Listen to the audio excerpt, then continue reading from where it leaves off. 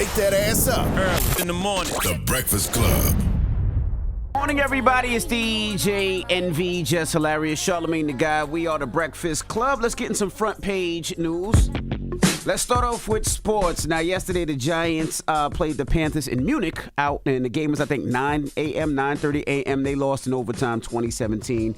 Patriots beat the Bears, 49ers beat the Buccaneers, the Bills beat the Colts, Chiefs beat the Broncos, Steelers beat the Commanders, the Vikings beat the Jaguars, the Chargers beat the Titans, Saints beat the Falcons, the Cardinals destroyed the Jets, the Eagles destroyed the Cowboys, the Lions beat the Texans. Your mouth. Watch your mouth. Your team got destroyed too. We didn't get destroyed. We lost by 3 in overtime. It don't matter. You see our record?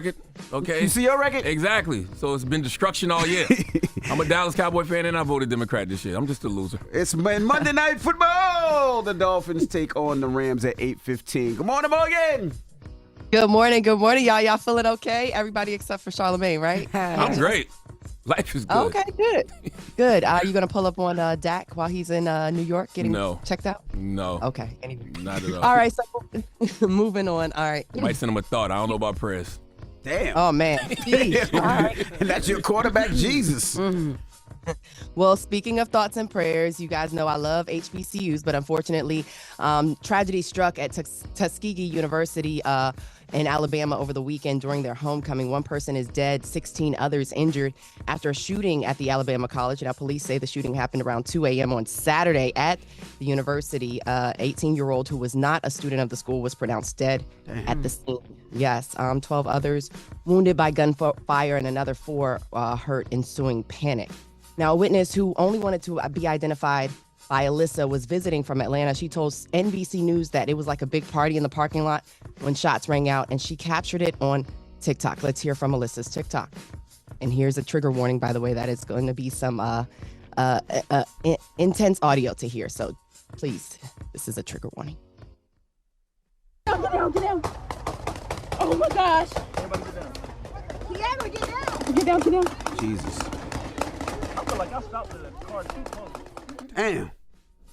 Wow. You don't never expect that at homecoming, because homecoming is a family reunion. It's fun. It's alumni, it's students, and they usually, it's like a big family reunion, so you never really see the beefing or shooting, never at all. I don't expect it ever, but those are the moments where I'm on high alert. Anytime there's a mass group of people around, when there's a large group of people around, in my mind, that crosses my mind. I'm not going to sit there and act like I don't. You don't see that at homecoming. Homecoming is usually positivity. It's usually happiness. It's usually fun. You don't usually see that Forget at about homecoming. the event. But think about the crowd. Yeah, I was going to say. But that's the crowd. The crowd is usually alumni. Forget about the event. Just think about being in a large group of people. That's where my mind goes nowadays. Yeah, because anything like at raves and festivals, anything with large crowds, it's like you gotta be open to it. I know, usually not, but large crowd. Keep your head on the swivel, right? Definitely. Stay vigilant.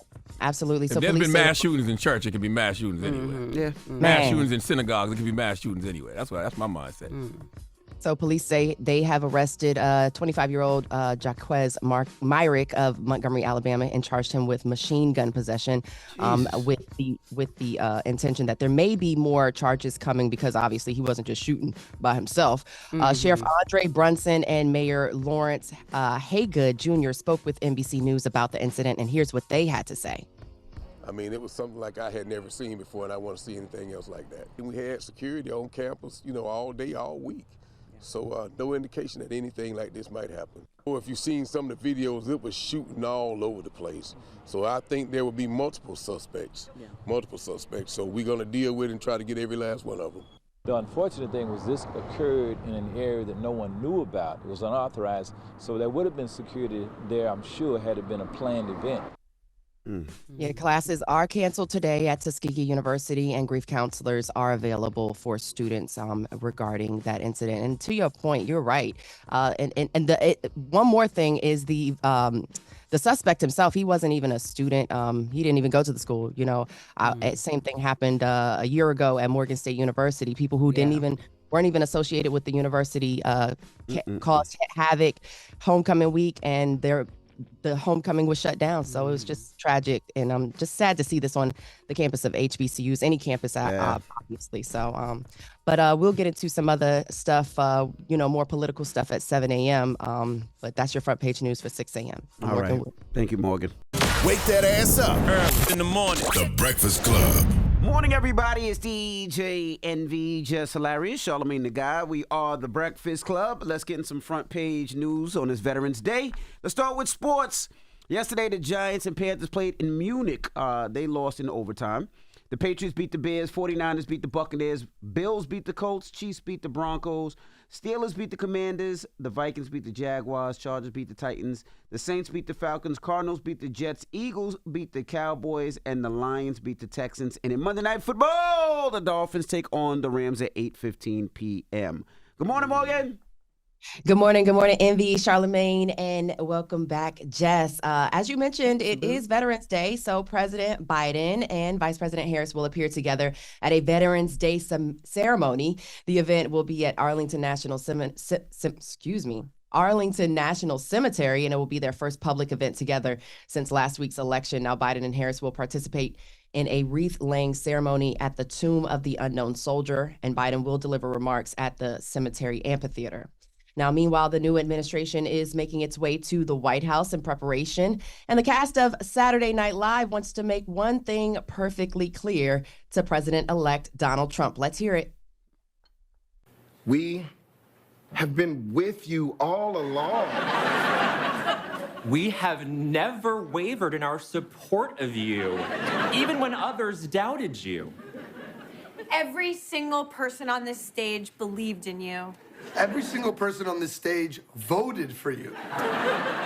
Because we see ourselves in you. We look at you and think, that's me. That's the man I want my future children to look up to.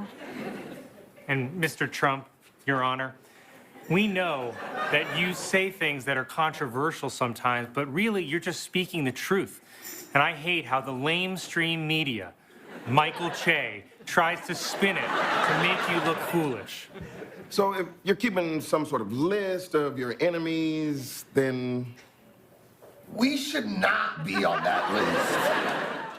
So this comes 1 week. Go ahead, Charlamagne. I was gonna say that's just more the normalization of Donald Trump, you know. And by the way, I have no problem with things being normal, but if we was all so concerned about Trump prior to him winning, shouldn't we keep that same energy? Yeah, well, 1 week removed from Kamala Harris's cameo on SNL, Iko Wodum said 92% of Black women voted for Kamala, but she's proud of the 8%. Also featured in that open was a Trump impersonator by James Austin Johnson, a sleeveless, hot, jacked Trump and Dana Carvey, as Elon Musk saying, "I run the country now." So Musk has actually responded to that on X, saying SNL has been dying slowly for years as they become increasingly out of touch with reality. Their last-ditch effort to cheat the equal airtime requirements and prop up Kamala before the election only helped sink her campaign further. I'm all cool with jokes, and I'm glad to have you back, Jess, to talk about this. I'm all cool with jokes, but and jokes are usually laced in truth. But how at what point does the joke get scary? Because that seemed a little scary to me. What you think? What seems scary?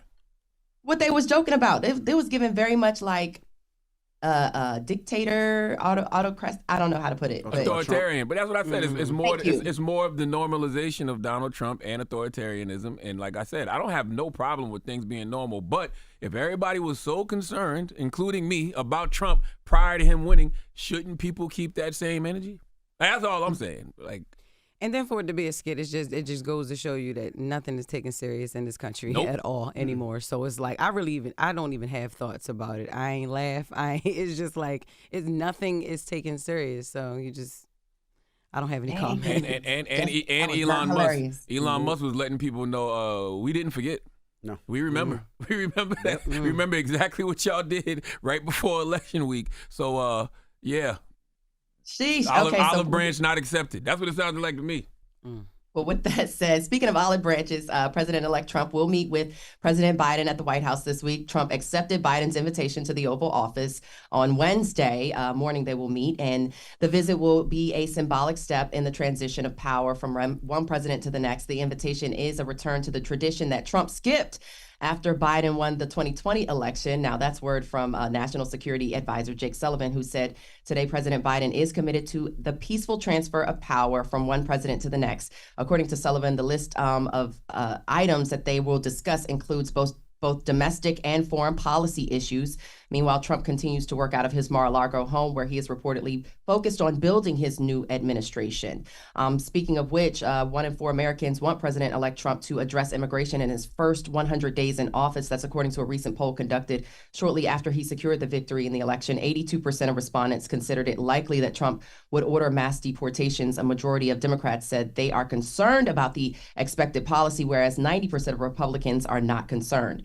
Now, Trump will hit the ground running on Inauguration Day. That's according to Trump transition team spokeswoman Carolyn Leavitt, who's told Fox News Sunday Morning Futures that Trump would immediately address issues around illegal immigration. She also talked about him talking about fracking, as well as he said some other things, immigration policy, promoting fracking, and of course addressing inflation. Let's hear from Carolyn Leavitt from Fox News on Fox News.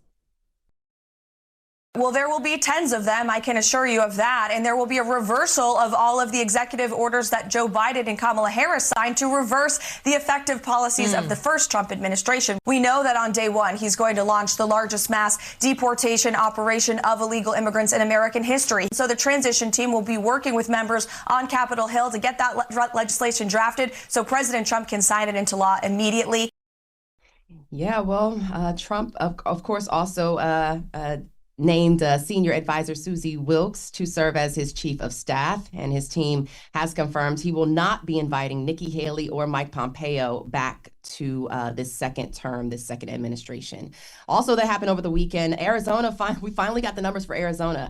Arizona's in the win column also for President-elect Donald Trump, with NBC News projecting the results midday Sunday. Arizona was the last state to finish counting presidential ballots, and the win gives Trump even more electoral votes, although he has already been declared the winner of the 2024 presidential election. We got time for one more or no? No.